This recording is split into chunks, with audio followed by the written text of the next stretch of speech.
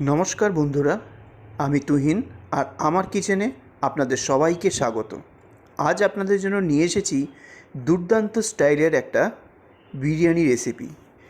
এই ফরম্যাটটার নাম হচ্ছে কলকাতা বিরিয়ানি। আজকে যে রেসিপিটা দেখাবো ইউটিউবের সবথেকে লং ভিডিও, প্রায় 25-26 মিনিটের ভিডিও, একটা টিউটোরিয়াল ভিডিও, যাতে আপনারা মাটন বিরিয়ানি বানাতে গিয়ে কোনো ধরনের ফেলিওর না হন। সেই জন্যই আজকে আমি একটা লং ভিডিও আপনাদের জন্য নিয়ে এসেছি। প্রথম থেকে শেষ অবধি আপনি যদি অক্ষরে অক্ষরে পালন করেন তাহলে আপনার মাটন বিরিয়ানি কখনোই ফেল করবে না। একদম প্রতিটা চাল থেকে শুরু করে মাংস সিদ্ধ, আলু সিদ্ধ, প্রতিটা প্রমিনেন্ট হবে, মানে পারফেক্ট হবে। A to Z tips and tricks সহ প্রথম থেকে শেষ অবধি আপনাদের সঙ্গে শেয়ার করব। সঙ্গে থাকবে দুটো স্পেশাল বিরিয়ানি মশলা, যেটা আমি আলাদা করে অলরেডি আমার চ্যানেলে দিয়ে রেখেছি। বিরিয়ানি মশলা বাই সিক্রেট শেফ তুহিন বলে সার্চ করলেই আপনারা মশলাটা পেয়ে যাবেন, এবং এই মশলা একবার বাড়িতে বানিয়ে রাখলে 6 মাস ইজিলি আপনারা এটাকে ইউজ করতে পারবেন যে কোনো বিরিয়ানিতে। চলুন কিভাবে আমি বিরিয়ানিটা বানাই সেটা আপনাদের সঙ্গে আজকে শেয়ার করব। ভিডিওটা স্কিপ না করে ধৈর্য সহকারে বিরিয়ানিটা দেখবেন, একদম সহজ সরলভাবে আপনাদেরকে বুঝিয়ে দেওয়া হবে। মাটন বিরিয়ানি বানানোর জন্য প্রথমেই ফার্স্ট কাজ হলো চালটাকে ভেজানো। তার জন্য একটা বাটি নিয়ে নিয়েছি আমি এখানে বিরিয়ানির চালের জন্য India Gate classic basmati rice use করছি। আমি এই রাইসটা বরাবর ইউজ করি এবং পারফেক্ট হয়। আমাদের যে কলকাতা বিরিয়ানিটা হয় একদম ফ্লাফি বাউন্সি, ঠিক এই চালটা ইউজ করলে আমি অনেকটাই সাফল্য পেয়েছি, মানে সেরকম ধরনেরই কিন্তু ফ্লাফি রাইস তৈরি হয়। এখন আমি এখানে পুরো চালটা নিয়ে নেব 1 কেজি চাল। এখানে আপনাদেরকে করে দেখাবো 1 কেজি চাল সঙ্গে 1 কেজি 200 থেকে 250 গ্রামের মাটন বিরিয়ানি। এতে আপনি 15-16 জন ইজিলি খেতে পারবেন। এবার এই চালের মধ্যে আমি পরিমাণ মতো জল দিয়ে, মানে যাতে ডুবে থাকে সেইভাবে রেখে আমি 1 ঘন্টার জন্য এভাবে ভিজিয়ে রাখবো। তারপর আমি বাকি কাজগুলো সেরে নেব। চালগুলোকে সাইডে রেখে এইবার আমি নিয়ে নিলাম মাটন। এখানে আমি 1 কেজি 200 থেকে 250 গ্রাম মাটন নিয়েছি, আর প্রতিটা মাটনের পিসের ওজন, এখানে আমি মাটনের চাপের পিসগুলো ইউজ করেছি, মানে রিবসের পিসগুলো, আর প্রতিটার সাইজ 100 থেকে 120 গ্রাম। আর চর্বিসহ মাটন সবসময় ইউজ করবেন, তাহলে কিন্তু বিরিয়ানির স্বাদ অনেক বেশি বেড়ে যায়। মাংসটাকে কিন্তু অলরেডি ভালো করে ধুয়ে জল ঝরিয়ে নিয়েছি। এইবার কলকাতা বিরিয়ানির আরেকটা প্রাণ ভোমরা হলো আলু। নিয়ে নিয়েছি কিছু চোকলা ছাড়িয়ে নেওয়া আলু, 8 পিস মিডিয়াম সাইজের। এইবার এর মাঝ বরাবর ছুরি দিয়ে বিভিন্ন ফুটো করে দিতে হবে, যাতে এর মধ্যে মশলাগুলো ঢুকে যায় এবং কোনোভাবে আলুটা শক্ত না থেকে যায়। এইভাবে করলে নতুন রাঁধুনিরাও অবলীলায় আলুগুলোকে সুন্দরভাবে সুসিদ্ধ করতে পারবেন। সবকটা আলুকে ফুটো করে নেওয়ার পর এইবার একটা প্রেশার কুকার নিয়ে নিয়েছি। প্রেশার কুকারের মধ্যে সবকটা আলুকে দিয়ে দেবো। এইবার এইখানে আলুর মধ্যে দিয়ে দেবো মেজারমেন্ট কাপ মেপে 600 ml জল। মানে এখানে খেয়াল করবেন আলুটা যাতে জলে ডুবে থাকে। এইবার দিয়ে দেবো 1 চা চামচ উঁচু করে লবণ। এই মুহূর্তে লবণটা দিলে আলুর ভেতর অবধি লবণটা ঢুকে যাবে এবং বিরিয়ানি খাওয়ার সময় কিন্তু দারুণ লাগবে। এইবার দিয়ে দেবো 1/2 চা চামচ রেগুলার হট চিলি পাউডার, আর দিয়ে দেবো সুন্দর একটা কালার আসার জন্য 1/2 চা চামচ কাশ্মীরি রেড চিলি পাউডার, আর দিয়ে দেবো 1/2 চা চামচ হলুদ গুঁড়ো। এইবার দিয়ে দেবো কলকাতা স্পেশাল বিরিয়ানি মশলার 1/2 চা চামচ, যেটার রেসিপি অলরেডি আমার চ্যানেলে দেওয়া আছে। এইবার সব মশলাগুলোকে একসাথে মিক্স করে দিতে হবে জলের সঙ্গে, দিয়ে হাই ফ্লেমে জলটাকে ভালো করে ফুটিয়ে নিতে হবে একটা বলক আসা অবধি। এইবার একটা ঢাকা দিয়ে ফ্লেমটা মিডিয়ামে দিয়ে 80% কুক করে নেব, যাতে আলুগুলো দমে দেওয়ার সময় বাকি 20% কুক হয়। এইবার আলুটা বয়েল হতে হতে আমরা একটা পেস্ট বানিয়ে নেব। তার জন্য একটা মিক্সার গ্রাইন্ডার নিয়ে নিয়েছি। এইবার দিয়ে দেবো 3 টেবিল চামচ পরিমাণে রসুনের কোয়া, এটা কিন্তু দেশি রসুনের কোয়া। এইবার এটাকে পরিমাণ মতো জল দিয়ে ভালো করে পেস্ট করে নেব। দেখুন এটা ভালো করে পেস্ট হয়ে গেছে। এইবার এর মধ্যে দিয়ে দেবো 1.5 টেবিল চামচ আদা বাটা। আর যদি আপনাদের কাছে গোটা আদা থাকে, আদা বাটা না থাকে, তখন 1.5 ইঞ্চি আদা এর মধ্যে দিয়ে একসাথে পেস্ট করে নেবেন। তারপরে এখানে 1/2 কাপ পরিমাণে জল অ্যাড করে ভালো করে এটাকে পেস্ট করে নিতে হবে। দেখুন একদম মিক্স করে পেস্ট করে নিয়েছি। এবার চলুন আলুটা দেখে নেওয়া যাক। ঠিক 15 থেকে 20 মিনিট সিদ্ধ করে নেওয়ার পর ঢাকনাটা সরিয়ে নেব। এবার আলুটা চেক করে নেব কতটা সুসিদ্ধ হয়েছে। এইবার এর মধ্যে থেকে একটা আলু আমি তুলে নেব। তুলে নিয়ে দেখব কতটা সুসিদ্ধ হয়েছে। এইবার একটা কাবাব কাঠি নিয়েছি বা স্কিউয়ার নিয়েছি, সেটাকে আলুর মাঝ বরাবর অবধি ঢুকিয়ে দিতে হবে। যদি দেখেন ইজিলি ঢুকছে তাহলে বুঝতে হবে সুন্দরভাবে সুসিদ্ধ হয়েছে। দেখুন ইজিলি কিন্তু ঢুকে গেল, তার মানে আলুটা সুসিদ্ধ হয়েছে সুন্দরভাবে, অথচ কিন্তু গঠনগত তারতম্য হয়নি। এইভাবেই যদি দমে দেন দুর্দান্ত হবে। আর এই মশলাগুলো কিন্তু এর ভেতর অবধি অলরেডি ঢুকে গেছে সুন্দরভাবে। আর যখনই কোনো কাঠি ফুটিয়ে সিদ্ধ কতটা হয়েছে খেয়াল চেক করবেন, সবসময় মাঝ বরাবর দেবেন, কারণ আলুর মাঝ বরাবরটাই কিন্তু সিদ্ধ হতে চায় না। সেটা যদি সুসিদ্ধ হয়ে যায় বুঝতে পারেন, তাহলে বুঝবেন আলুর সমগ্র অংশটাই সুন্দরভাবে সুসিদ্ধ হয়েছে। এইবার 80% কুক হয়ে যাওয়ার পর আলুগুলো এক এক করে এই ঝোল থেকে তুলে নিতে হবে। আলুগুলো তুলে নেওয়ার পর এই ঝোলের মধ্যে দিয়ে দিতে হবে আদা রসুনের এই পেস্টটা। অলরেডি আদা রসুনের পেস্টটার মধ্যে ছিল 250 ml জল, আর এখন আবার মিক্সার গ্রাইন্ডার ধুয়ে 250 ml জল দিলাম। টোটাল 500 ml, আগে মোটামুটি 250 ml ছিল জল শুকিয়ে আলুর থেকে, সব মিলিয়ে 750। এইবার এই মিক্সটার মধ্যে দিয়ে দেবো আবারও 1/2 চামচ পরিমাণে বিরিয়ানি মশলা, আর 1/4 চা চামচ পরিমাণে দিয়ে দেবো সেকেন্ড বিরিয়ানি মশলা, যেটা একই সঙ্গে একই রেসিপির মধ্যে দেওয়া আছে, এটাও দিয়ে দিতে হবে। এইবার দিয়ে দেবো 1/2 চা চামচ রেগুলার হট চিলি পাউডার, দিয়ে দেবো 1/2 চা চামচ হলুদের গুঁড়ো, এবার দিয়ে দেবো 1/2 চা চামচ লবণ। আগে লবণ দেওয়া ছিল তাই পরিমাণ বুঝে দিতে হবে। আর দিয়ে দেবো 1/2 চা চামচ কাশ্মীরি রেড চিলি পাউডার, 1/2 চা চামচ দিয়ে দেবো গোলমরিচের গুঁড়ো ব্ল্যাক পেপার পাউডার। এবার সব মশলাকে জলের সঙ্গে ভালো করে মিক্স করতে হবে। এই মশলাই মাংসের মধ্যে রন্ধ্রে রন্ধ্রে ঢুকে যাবে, যাতে বিরিয়ানি খাওয়ার সময় মাংসের স্বাদটা অপূর্ব লাগে। এইবার এই গ্রেভির মধ্যে দিয়ে দিতে হবে ধুয়ে জল ঝরিয়ে রাখা মাটনগুলো দিয়ে দেওয়ার পর গ্রেভির সঙ্গে ভালো করে মাটনটাকে মিক্স করে দিতে হবে। এইবার ঢাকা দিয়ে 15 মিনিটের জন্য মিডিয়াম ফ্লেমে এটাকে সিদ্ধ করে নিতে হবে। এটা ফুটবে আর মাটনটার ভেতরে মশলাটা ঢুকবে।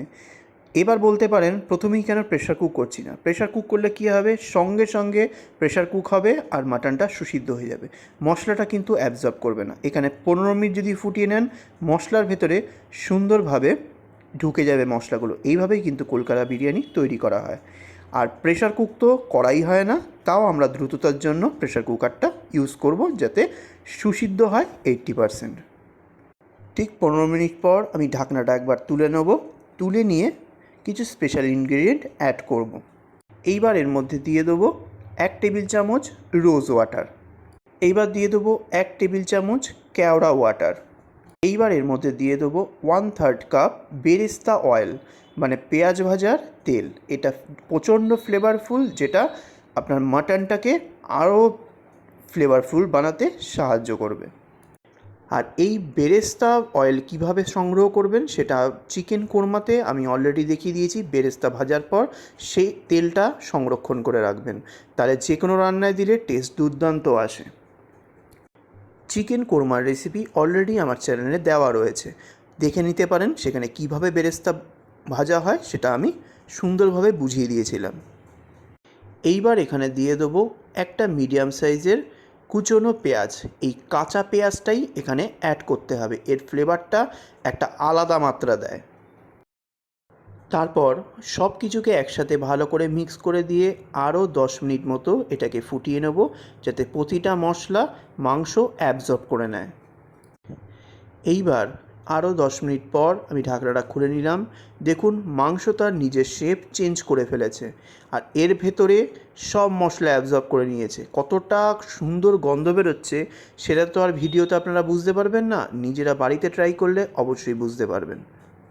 এইবার মাটনগুলো আমি 80% কুক করে নেব, প্রেশার কুক করে নেব, কারণ সময়ের অভাব, তাড়াতাড়ি রান্না করতে হবে। এইবার প্রেশার কুকারের লিডটা বন্ধ করে দিয়ে হাই ফ্লেমে 3টে হুইসেল দিয়ে নিতে হবে।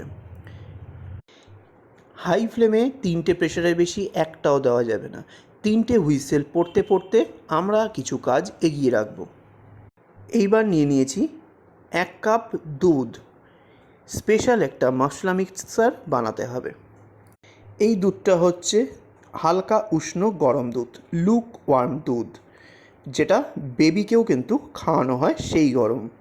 দুধের কোয়ান্টিটি হচ্ছে 250 ml। প্রথমেই দিয়ে দিতে হবে 4 থেকে 5 পিঞ্চ কেসার, জাফরান। অবশ্যই অরিজিনাল কেসার নেওয়ার চেষ্টা করবেন, তাহলে কিন্তু টেস্টটাও দারুণ আসে। আর অরিজিনাল কেসার কিন্তু সঙ্গে সঙ্গে কালার ছাড়ে না, ধীরে ধীরে কালার ছাড়ে। যে কেসার দেওয়া মাত্রই কালার ছাড়বে বুঝবেন রং করা আছে। এবারে দিয়ে দেবো 1 টিস্পুন হোমমেড বিরিয়ানি মশলা। এবার দিয়ে দেবো 1/4 চা চামচ পরিমাণে সেকেন্ড বিরিয়ানি মশলা।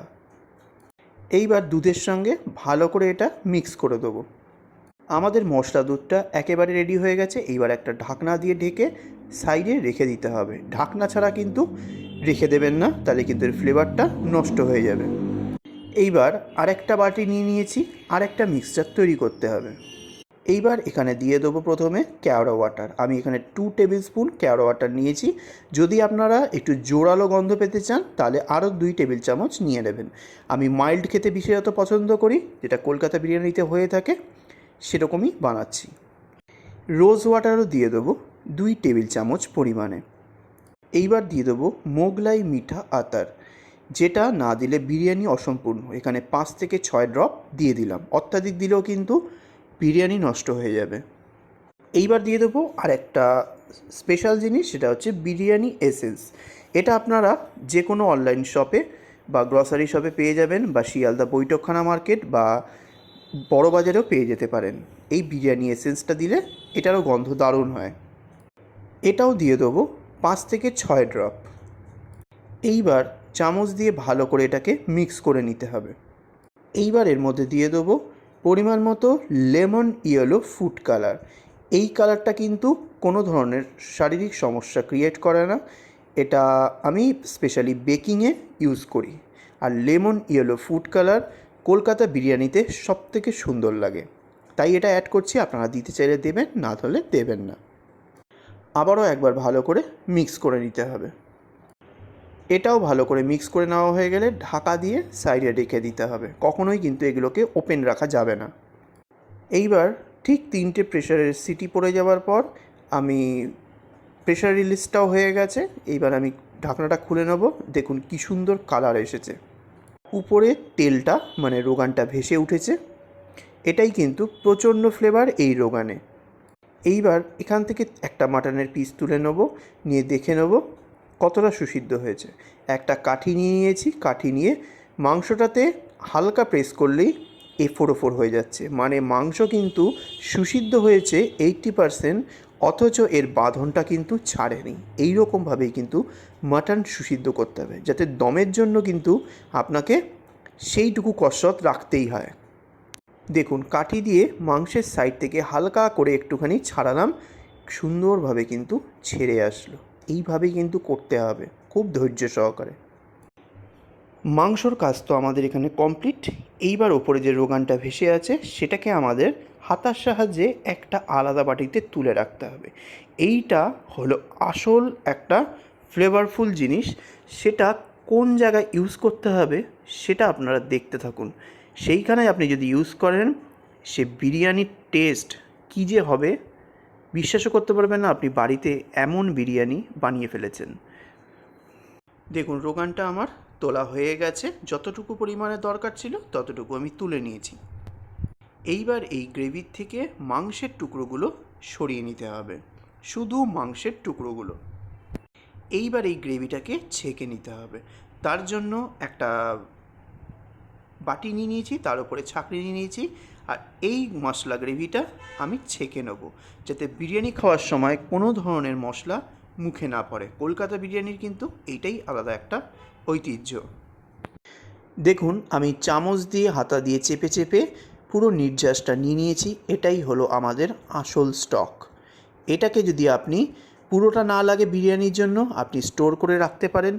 বাকি যে কোনো ধরনের কাবলি ছোলার ঘুগনি, নর্মাল ঘুগনি বা যে কোনো তড়কা সেখানে কিন্তু ব্যবহার করতে পারেন। অপূর্ব কিন্তু স্বাদ হয়। আর যে রোগানটা তুলেছেন সেটাও কিন্তু যদি বেশি করে তুলে রাখেন তাহলে কিন্তু বাড়ির যে কোনো রান্নাতে, আমিষ রান্নাতে ব্যবহার করলে সে যে কী ভালো গন্ধ বেরোবে বিশ্বাস করতে পারবেন না।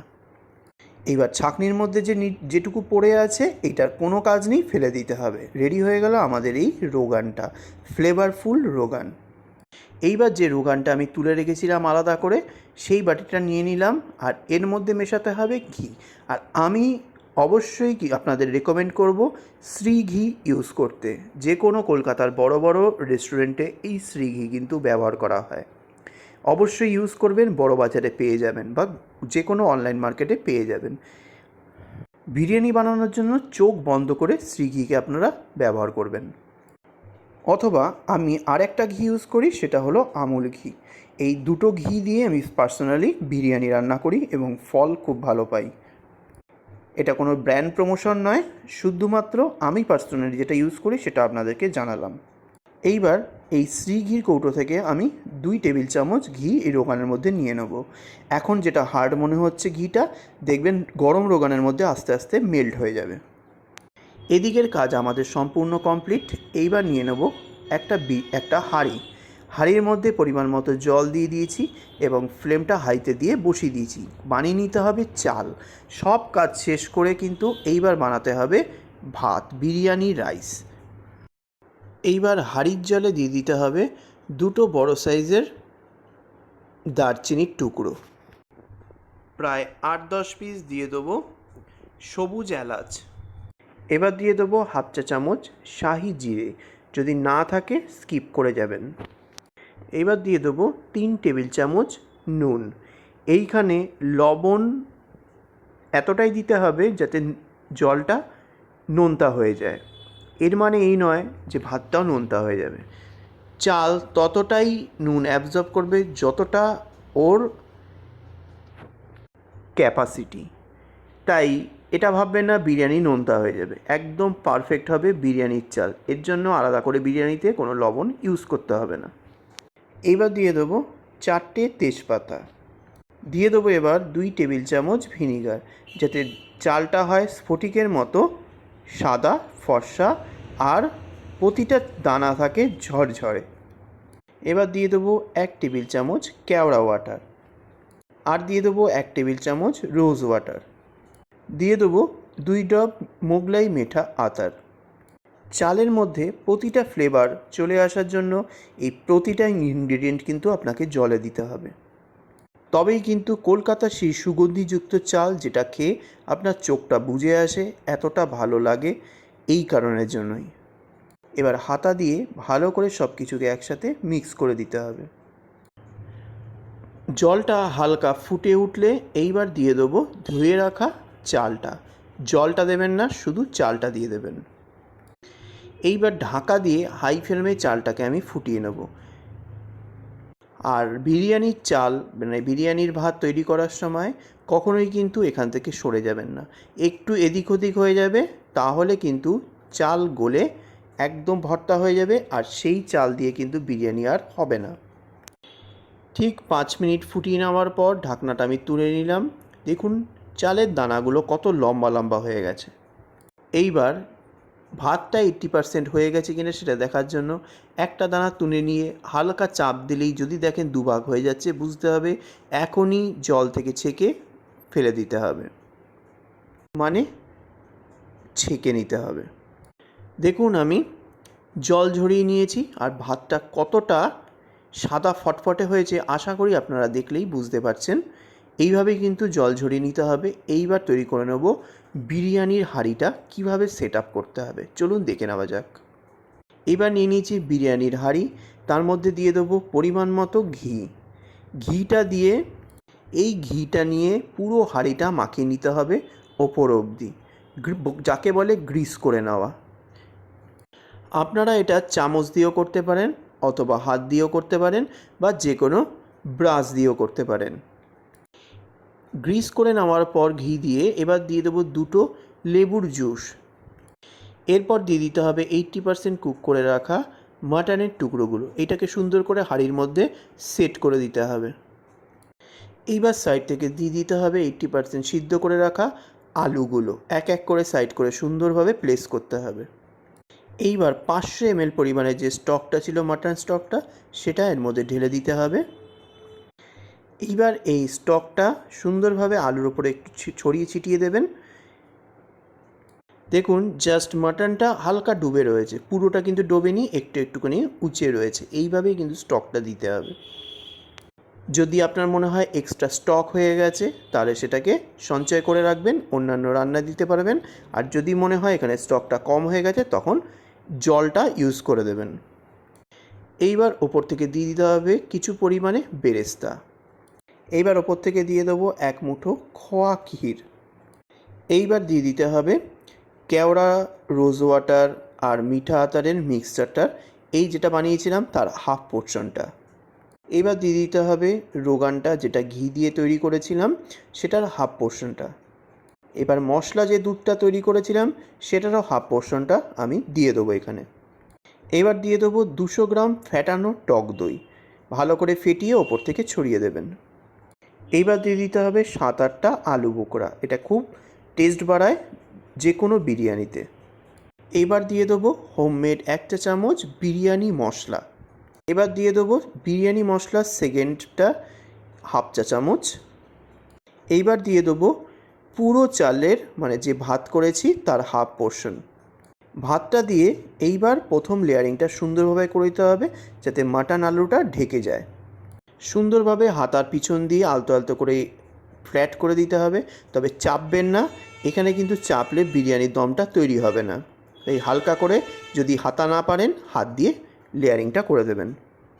এইবার ফার্স্ট লেয়ারিংয়ের ওপর থেকে দিয়ে দিতে হবে কিছু পরিমাণে খোয়া ক্ষীর, কিছু পরিমাণ দিয়ে দেবো বেরেস্তা, 2 পিঞ্চ পরিমাণে দিয়ে দেবো বিরিয়ানি মশলার 1 নাম্বার বিরিয়ানি মশলাটা একটুখানি ছড়িয়ে, আর 2 পিঞ্চ পরিমাণে দিয়ে দেবো বিরিয়ানি মশলা 2 একটু ওপর থেকে ছড়িয়ে। এবার বাকি যে ভাতটা ছিল, সেই ভাতটা এবার ওপর থেকে দিয়ে দেবো। এবার এই ভাতটাও সুন্দর করে হাত দিয়ে ভালো করে ছড়িয়ে দিতে হবে এবং লেয়ারটা সুন্দরভাবে রাখতে হবে, আর হালকা হাতে এটা করতে হবে, চাল যাতে ভেঙে না যায়। ফাইনাল লেয়ারিংয়ের ওপরে দিয়ে দিতে হবে এই রোগানটা, যেটা ঘি দিয়ে তৈরি করে রেখেছিলাম, সেটা সুন্দরভাবে চালের মধ্যে দিয়ে দিতে হবে, এতে ফ্লেভারটা দুর্দান্ত হবে। এবার দিয়ে দেবো কেওড়া, গোলাপ জল, মিঠা আতরের মিক্সচারটা সুন্দর করে ছড়িয়ে দিতে হবে। এইবার ওপর থেকে দিয়ে দেবো 100 গ্রাম পরিমাণে ঘি, চতুর্দিকে ছড়িয়ে ছড়িয়ে দিতে হবে। এইবার সব শেষে যেটুকু মশলা দুধ পড়েছিল, সেটা ওপর থেকে দিয়ে দিতে হবে। আর লাস্টে দিয়ে দিতে হবে কিছুটা পরিমাণে একটু খোয়া ক্ষীর। আমাদের লেয়ারিং কমপ্লিট। এইবার একটা ভেজা গামছা হাঁড়ির চারপাশ দিয়ে ভালো করে লাগিয়ে দিতে হবে। আমি কখনোই বিরিয়ানির দম দেওয়ার জন্য কোনো আটা ময়দা ইউজ করি না। এইভাবে ভেজা গামছা বা কাপড় দিয়ে ঢাকনা দিয়ে দম দিই, দুর্দান্ত দম হয়। কিভাবে হয় এইভাবে করে দেখবেন, কত ভালো দম হয় কিছুক্ষণ বাদেই বুঝতে পারবেন। এইবার ঢাকনাটা ঢেকে দেবো, দিয়ে গামছার সাইডগুলো ভালো করে বিরিয়ানি হাঁড়ির ঢাকনার ওপরে দিয়ে দিতে হবে চেপে চেপে। এইভাবে করে দেওয়ার পর 5 মিনিট হাই ফ্লেমে বিরিয়ানির হাঁড়িটাকে ভালো করে গরম করে নিতে হবে, হাই ফ্লেমে কিন্তু ফুটতে দিতে হবে। এইবার ঢাকনার ওপরে একটা নোড়া রেখে দেবো, যাতে এর চাপটা সবসময় নিচের দিকে থাকে। ঠিক 5 থেকে 7 মিনিট আমার হাই ফ্লেমে গরম করে নেওয়ার পর এবার নিয়ে নিয়েছি একটা তাওয়াটাকে আমি অলরেডি গরম করে নিয়েছি 10 মিনিট ধরে হাই ফ্লেমে। এইবার এর মধ্যে বিরিয়ানির হাঁড়িটা বসিয়ে দেবো। এইবার তাওয়ার মধ্যে বসিয়ে দিয়ে ফ্লেমটাকে লোয়ে রেখে ঠিক আধ ঘন্টা, মানে 30 মিনিট ধরে দমে দিয়ে দিতে হবে। ঠিক 30 মিনিট বাদে ফিরে আসছি। বিরিয়ানির দমটা কেমন হয় সেটাও আপনাদেরকে দেখিয়ে দেবো। এই গামছা ইউজ করেও কিন্তু দম ভালো হয়। ঠিক 30 মিনিট বাদে ফিরে এসেছি। এইবার হাঁড়ির ওপর থেকে নোড়াটা সরিয়ে দেবো আর গামছাটা আলতো করে খুলে দেবো, দিয়ে ঢাকনাটা আপনাদেরকে সরিয়ে দেখাচ্ছি। জাস্ট দেখুন কেমন দম হয়েছে ভেতরে, কতটা ধোঁয়া বেরোচ্ছে, আর ভেতরের থেকে যে দম বাইরে বেরিয়ে যায়নি তার প্রমাণ হচ্ছে এত ভেতরে ধোঁয়া। কত ভালো করে দম তৈরি হয়েছে আশা করি বুঝতে পারছেন। আর ভাতগুলো দেখুন কত সুন্দরভাবে লম্বা লম্বা দানায় পরিণত হয়েছে। বিরিয়ানির টেক্সচারটা শুধু দেখুন, লাগছে তো একদম কলকাতা স্টাইল মাটন বিরিয়ানি, একদম ফ্লাফি তুলতুলে নরম বিরিয়ানি। এইবার বিরিয়ানিটাকে হালকা করে কেটে দেখাবো। একটা সাইড বরাবর হালকা করে ওপরের লেয়ারটা এক সাইডে নিয়ে নিতে হবে, যাতে সাদা ভাতটা আর মশলা ভাতটা এক না হয়ে যায়। কতটা ঝরঝরে হয়েছে আর বাউন্সি হয়েছে আশা করি বুঝতে পারছেন ভাতটা সরাতেই। কতটা মাটন নরম হয়েছে সেটা আশা করি বুঝতে পারছেন, গরমের জন্য হাত দিতে পারছি না। আর চর্বির অংশটা দেখুন কতটা নরম, সেটা তো ভিডিও দেখলেই বোঝা যাচ্ছে। তাও আপনাদেরকে দেখিয়ে দিচ্ছি একটা চামচ দিয়ে হালকা করে কেটে, দেখুন কিভাবে কেটে বেরিয়ে যাচ্ছে। কিন্তু সব টুকরোগুলো সমানভাবে কিন্তু মজবুত আছে। আর বিরিয়ানিটা কতটা ঝরঝরে হয়েছে আশা করি ভিডিও দেখেই বুঝতে পারছেন। তাহলে দেরি কিসের, চটজলদি রেসিপিটা বানিয়ে নিন। ঝরঝরে চালগুলো হাতা দিয়ে তুলে নিচে ফেলে দেখাচ্ছি আপনাদেরকে কতটা ঝরঝরে হয়েছে। এইভাবে যদি বিরিয়ানি বানান 100% ভালো বিরিয়ানি হতে বাধ্য। রেডি হয়ে গেল দুর্দান্ত স্বাদের কলকাতা স্টাইল মাটন বিরিয়ানি।